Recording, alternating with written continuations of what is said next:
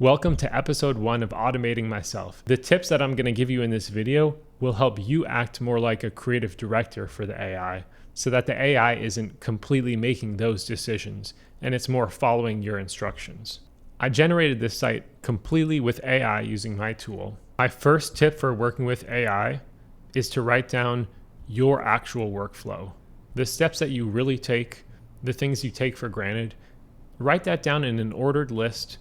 And it can be a little bit of a brain dump, that's fine, but just get it down on paper. That's step number 1. Here's an example of my process that I wrote down for how I create a website.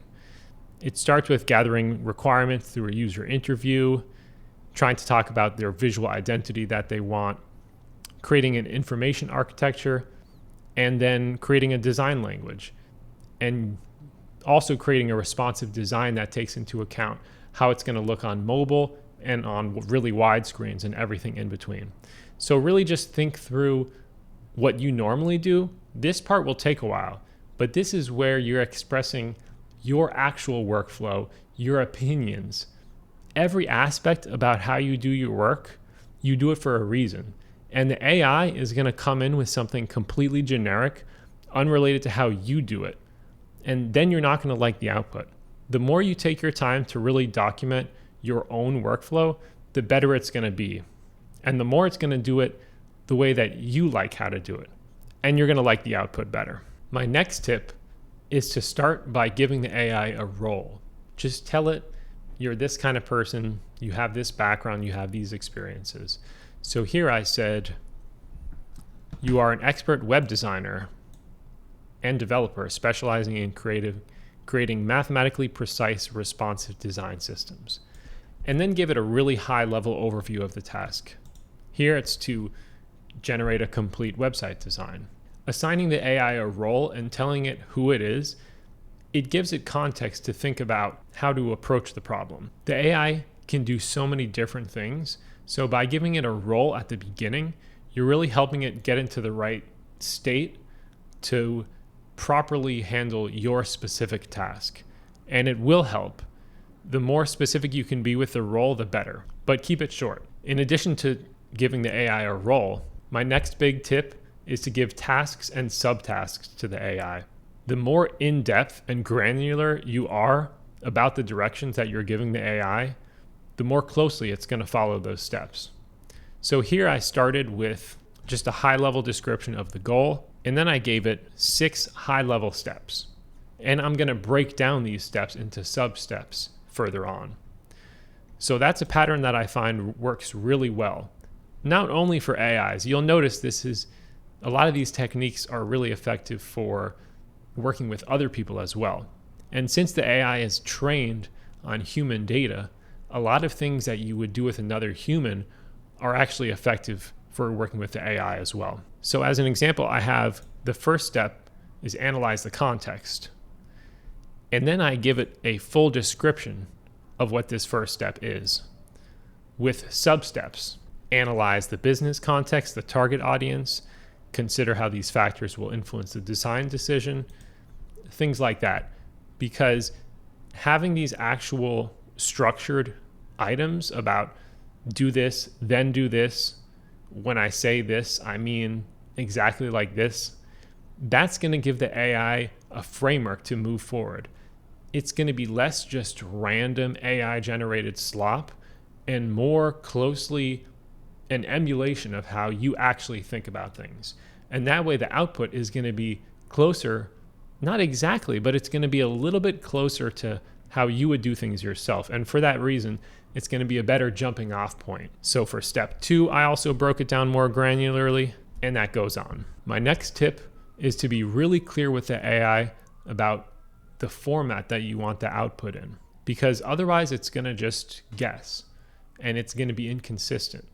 So here I said, provide your response in the following structure: context analysis, design personality, system designs, content generation, and HTML and CS implementation.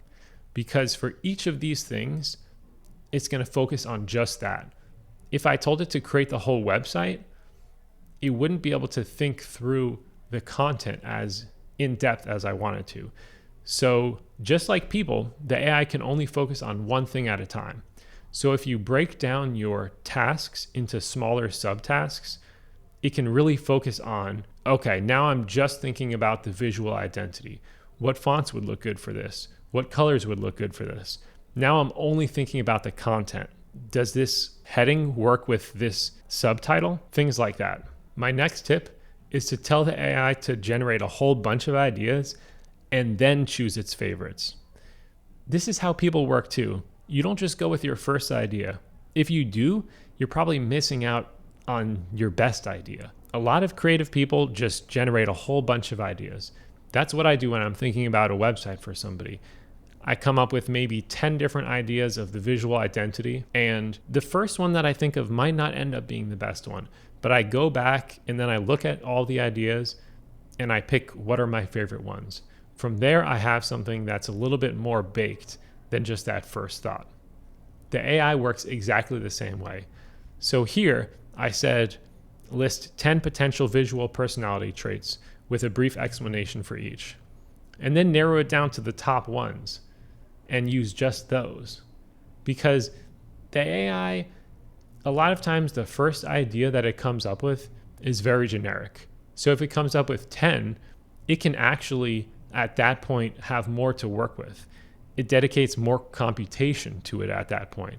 You're kind of forcing it to stew on it for a little bit longer and really come out with something better on the other side. I've been using Claude a lot for my work, and for this project, I used Claude as well.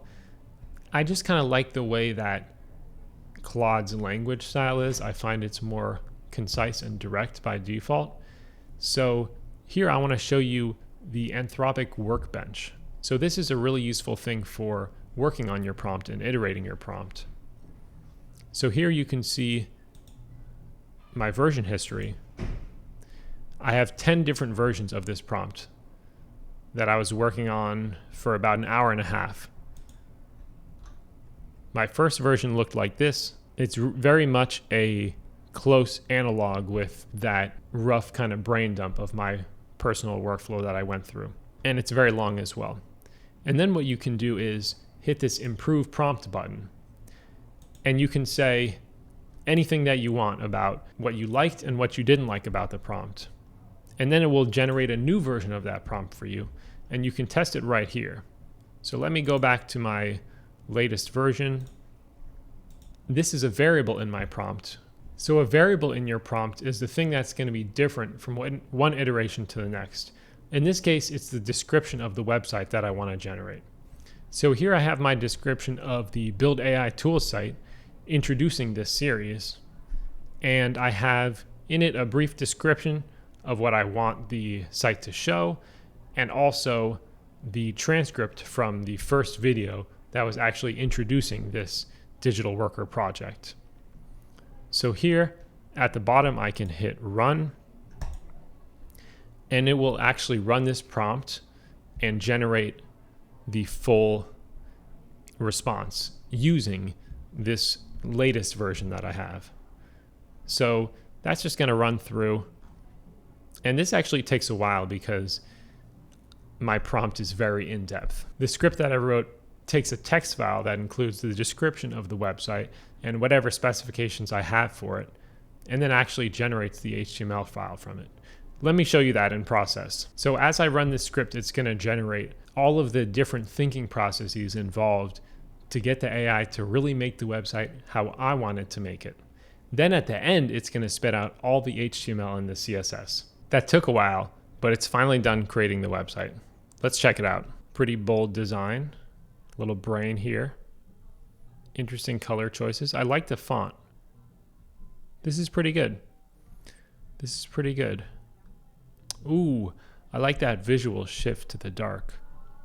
And this is very close to the actual language that I used. I like that. That was a part of my prompt, was that I didn't want it to just create a bunch of random content.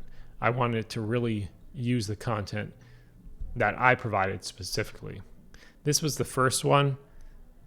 It has some elements of visual interest, but I thought it was ugly and boring, and it kept doing these left border with a border radius thing that I thought was pretty ugly. Generally, I didn't like it. This next one, a little bit more something going on, but still boring, hard to read.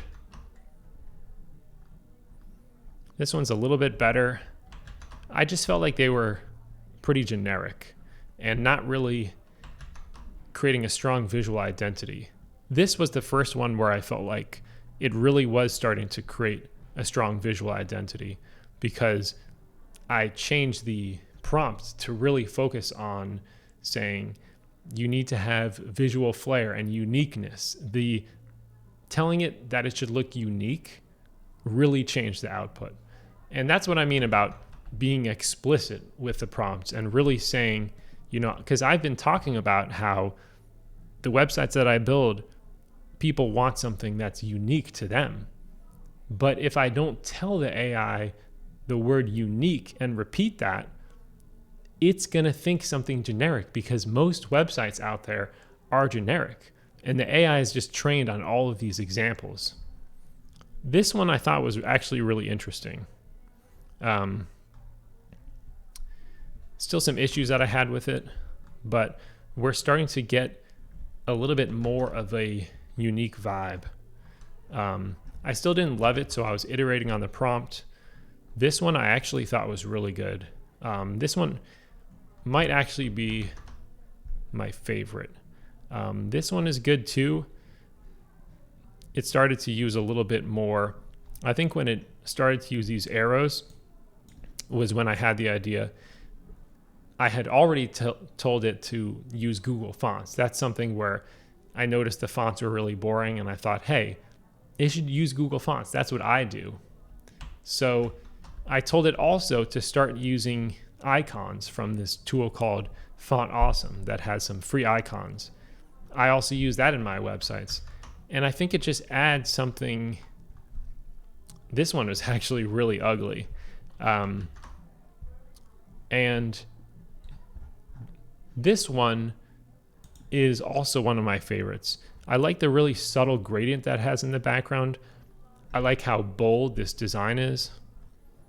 And then it has these icons. I think it just adds a little bit of visual interest, just to draw your eye a little bit. And also I can show you that it works on mobile as well. So because it's so important to have a responsive website, that's something that I really emphasized in this prompt, is to design mobile first and also to have it work really well on very wide screens. So this works well on a whole range of screen sizes. And that's something that's super important when I'm building a website. So I want to make sure that the tool does that as well. So that's the project and my progress on it so far. Here's what I thought worked well and what didn't work so well. In general, I thought that documenting my own workflow was very successful, and actually telling the AI to follow those steps, I found that worked really well. One of the challenges that I ran into was that the AI kept trying to just make things up. It would say things about the website that weren't true, or it would just make up a cool blog post idea and make a preview of that on the website homepage. And I had to really explicitly tell it, don't make things up, only reference the content that I've given you explicitly, keep it concise. So that's a huge problem with AI, is it's a little bit too eager to just make things up. So sometimes you need to tell it, don't do that. Another thing that was a challenge was really expressing the creative direction. That's something that I think is just challenging all around and takes practice, but really putting it into words in terms of what I want the visual identity to be, how I think about creating a visual identity from somebody's description of their business. That's something that was really hard to codify. And I think I'm going to need to just keep thinking about that before I can really express it in a way that the AI can do something even more useful with it. Because I like it for my site, but I don't know if it's going to scale well to other people's businesses and to other people's ideas that might have a very different ideal visual identity. One thing that I found was that it was really tempting to let the AI make more creative decisions, let it pick fonts, let it pick colors. And it's really fun when it does something that's cool, when it makes those choices and it ends up being successful. But I actually like that part, and I think I could do a better job. So I'm going to go back around next time, and I'm going to make sure that included in the part where I'm actually giving the information to the AI, that I specify what are the fonts, what are the colors, and it can maybe riff off of those, but I want to at least start with an explicit visual direction from me, because that's a part I enjoy, and I do think I'm still better at it than the AI is. There's still some really tedious parts about building websites that this script doesn't do. For one thing, it's just a script. It's not set up as a tool that you could use. Another aspect is that it doesn't actually deploy the website. It just makes an HTML file. It also doesn't have any contact forms or anything where you can sign up for an email list or embed a YouTube video. There's a lot of features that people expect that it just doesn't cover right now. Another thing is that there's no concept of revisions currently.